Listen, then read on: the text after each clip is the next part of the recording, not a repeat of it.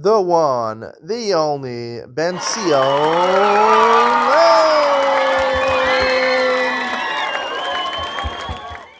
Good afternoon and welcome to Yeshiva YouTube Just Daf. Today we continue with Daf Yomi and Maseches Gittin, Daf Lamed number 34. Great share for you today. We'll be talking about the concept of Mivatal a get, about voiding a get indirectly, and we'll also talk on Amud Beis, Lamed and Beis about people with multiple different names. You have a Hebrew name, got an English name. In America, you go with one name. In Israel, you go with another name. What name do you write in the get? We'll talk about that. Let's get into it. Where are we up to? About 5 lines down from on top of Lamed Dalam and Aleph. Gidol Bari Eli Shadol Gidol Debitaur. Gidol Eli. He sent to get to his wife. Also Shlicha Ashkechei Dehava Yasov and Avla. He found the wife. She was weaving.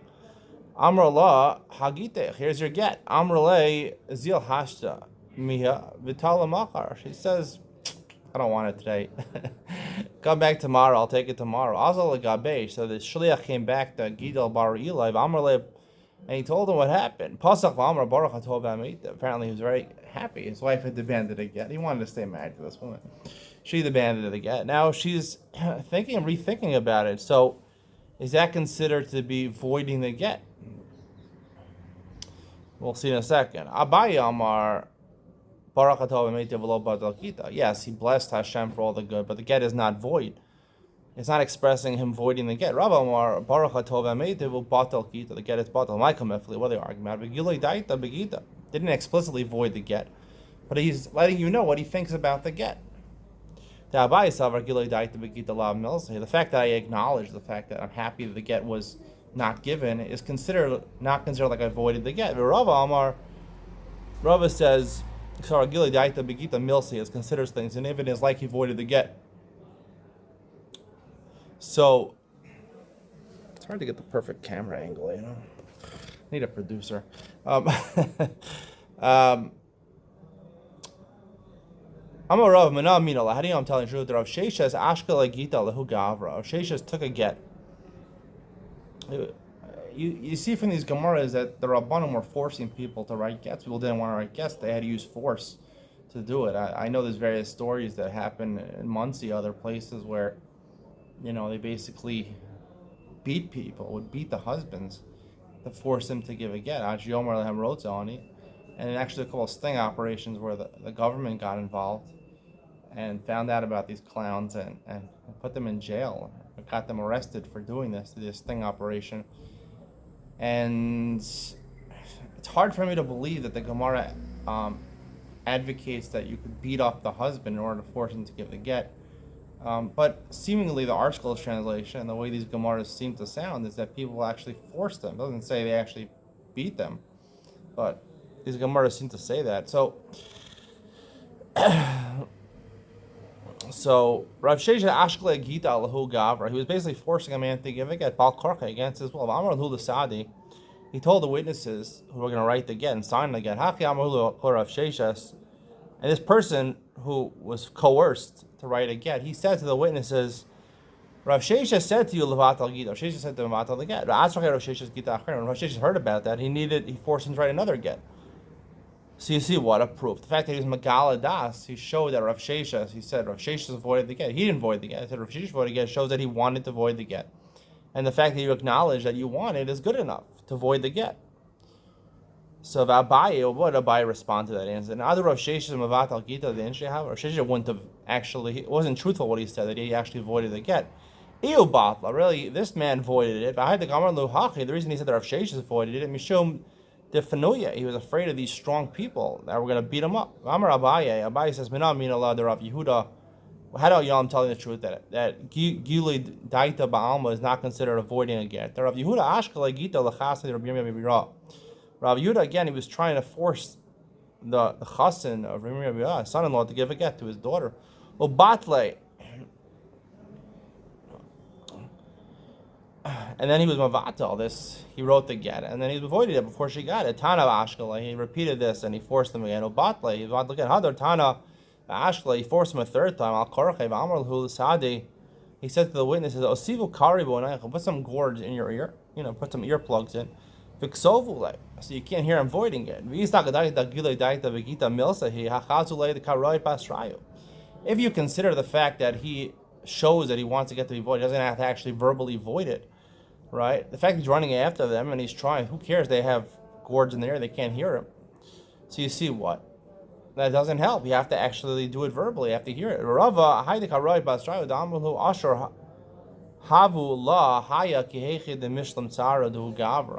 says no. There was no gilei das over there. The fact that he's running after them, he wasn't running after them to avoid the get. He's running after them do it quickly so they shouldn't beat me up anymore. Amar Abaye, Mana min Allah. Dahu the Amar Lahu Ilah Sina Atlas in Yomin. How do you know I'm telling you the truth? Gilei das is not effective. There was a certain case. If I don't come back in 30 days, it's a get. Also, Paske Mabra. This is a famous case we've had many times. He tried coming back, but the bridge was broken. He couldn't cross the bridge. Amar Lu Chazi Dasai Chazutai. He's telling the witnesses, I came. It's unfortunate I couldn't cross through. Amar Shmuel Loshe Masi. He's not filled as tonight. The get is valid. Varava.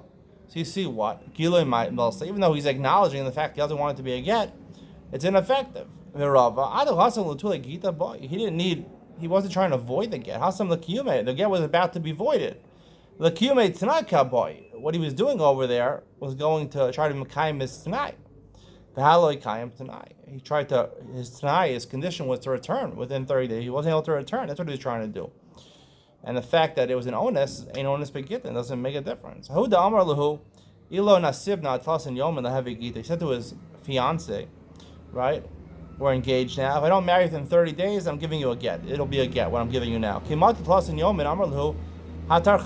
I was getting ready, I was preparing, I wasn't able to consummate the marriage, to get married. What should we worry about? Imishum owns the fact that it was an onus, ain't onus begittin. You can't have a tinus onus begittin. It's a valid get. Imishum gluya daita, begita, plukta that by a rubber. The fact he's acknowledging the fact that he wants it, right, he doesn't want it to be a get. That's Machlos Abaye and Rav. And Abaye and Rav, we pass, we'll see the passing like Abaye. Who? Hahuda Amar Lahu, Yilona Sidna Laresh Yarcha, the Adar Lehevi Gita. There's another case where a man says, if I don't get married by Rosh Chodesh Adar, it'll be a get again to his fiance. Kimata Rosh Yarcha the Adar, Amar Lahu Ana Laresh Yarcha the Nisan Amri. I didn't mean Rosh Chodesh Adar, I meant Rosh Chodesh Nisan. Give me another 30 days. L'may nechashla, what should we worry about? Of course it's a get. Imishum onus ain't onus begittin. There's no time on his begittin. It's a valid get. Imishum giloi daita.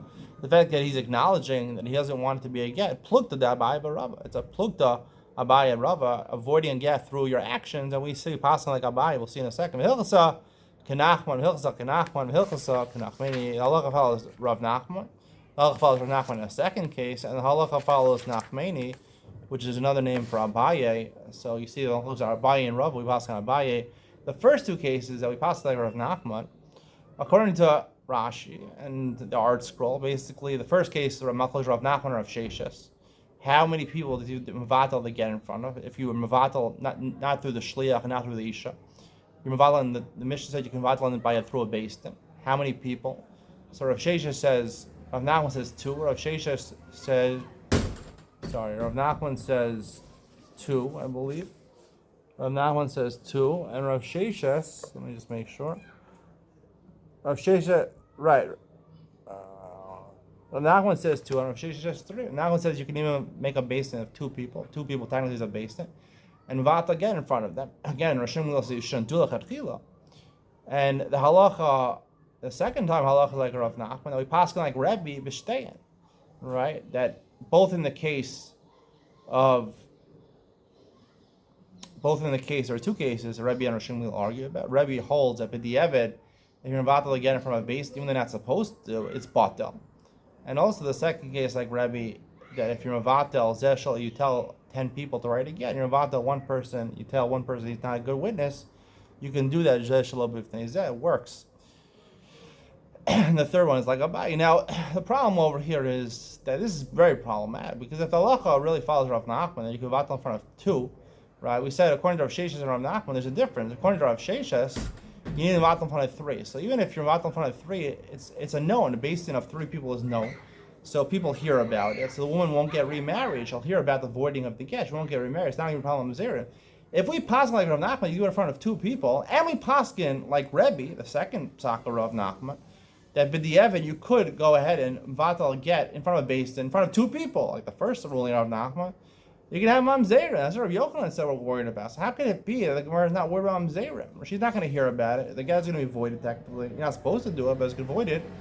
And she's going to remarry, and she's not going to have a get. And she's going to remarry. She's going to marry a man when she's still married to another man. She's going to have mamzerim. How's the Gemara not worried about that? To that, I have the answer. You have been seeing. You want to hear that? Mishnah says, "Rishona haya mishana shmo v'shma shem ira v'shem ira." Originally, right? If a man, let's say, like, I'll go with me, for example. Benny, my given name at birth was Benny. I went by Benny in America for many years until, I started learning here in Israel. I went by my Hebrew name, Ben Sion. So, to my family, I'm known as Benny.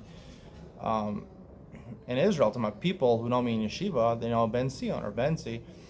The truth is, I actually did change my name in Israel when we made Aliyah. In 2015, I made Aliyah. So I actually changed my name to Ben Sion in Israel, and I thought I just changed my name in Israel. But then when I went to the American Embassy recently, they told me you can't change your name in one country and have a different name in a different country.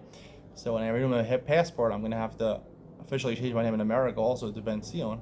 My first name is Ben, middle name is Zion. That's how it's written here, Ben and Zion. So my first real name is Ben. My middle name is Zion Lang. There you go. So what about a case like a lot of people have two names, one name in one place, one name in another place? So originally you would write the name of the place where what he was called. Let's say if you're writing a get for, hopefully I don't write a get for my wife, but I'm saying if I have a name Ben Sion here, I was giving a get here, I'd write Ben Sion, right? That's my name here. If I was writing in America, I'd write Benny, right? That's the name. And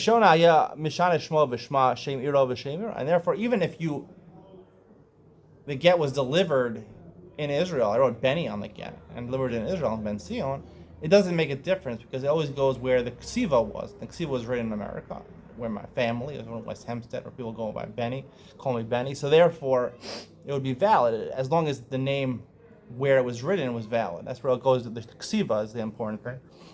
And the signing according to Rameir. And the same thing, Shem Ira, Shem Ira. Again, even if a person lives in two different places, if it has to be written in the city where the get was written. Because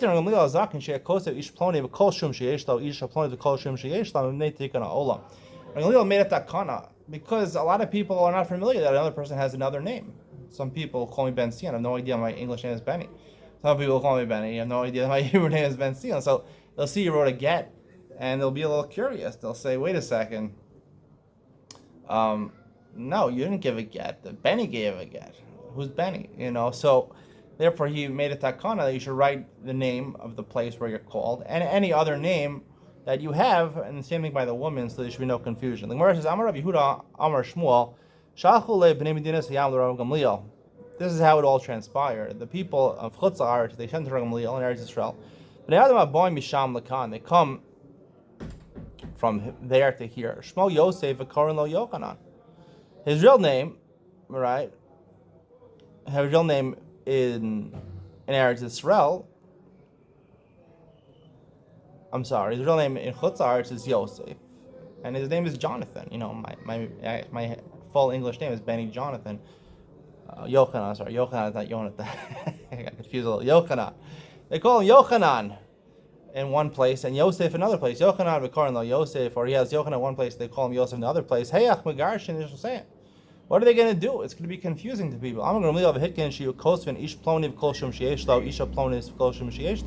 But write this man and any name that he has. We'll see.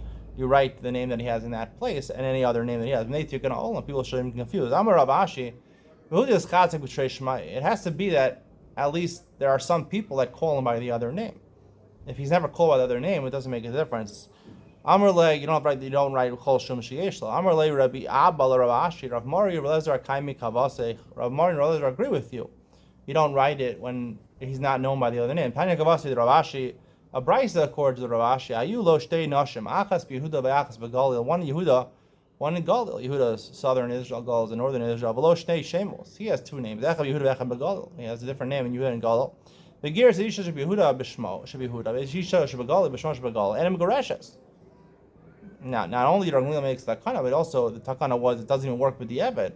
Achi Gar Zishtosh Yehuda B'Shmoshe Yehuda V'Shem the Gal Imo. V'Sisha B'Galil B'Shmoshe B'Galil Shem Yehuda Imo. You have to write both names, or write like Ramlilos Masakin, any name that he has, this name and any name that he has. Yatzal Makom Acher. The Brisa continues. He went to a different place. Figirish Echad Mehen. Migoreshes. He's Megarish is one of those names, Migoreshes. So the Gemara asks on the end of this Brisa, Amra Shem the Galil Imo. Right? We said if he has two names, you have to write both names. That's what the first half of the Brisa says. The second half of the Brisa, what's the extra case in the Brisa? Must be talking about a case where he has two names, but he's not known by the second name at all. And that's what the Seif is talking about, a different type of case where he's not known by the second name, therefore you can use the main name that you're used. Shma Mina. So it's a good proof. Ahida Hava Karale Miriam Upurta Shma. Most people call her Miriam. Some people, close family, used to call her Sarah. She had two names. Maybe her name was Miriam Sarah, or Sarah Miriam. Amri Nahardai, Miriam B'Kol Shum She'eshla, V'lo Sarah B'Kol Shum She'eshla. When you write a get for this woman, you don't write Sarah and any name that she has. You write Miriam, that's her primary name. Some people, it is Chazek, some people do use the name Sarah, but use the primary name that she's called, and if you're a Miriam, and any name that she has, because that's her main name. Well, that's be the conclusion of today's share. Stay tuned for Ian Ben Sion, where I try to reconcile the Piskei Halacha, Paskin both like Rav Nachman. It's going to be a big problem. I'm Zayrim. How could this be? I'll try to answer that question. Ian Ben Sion coming up next.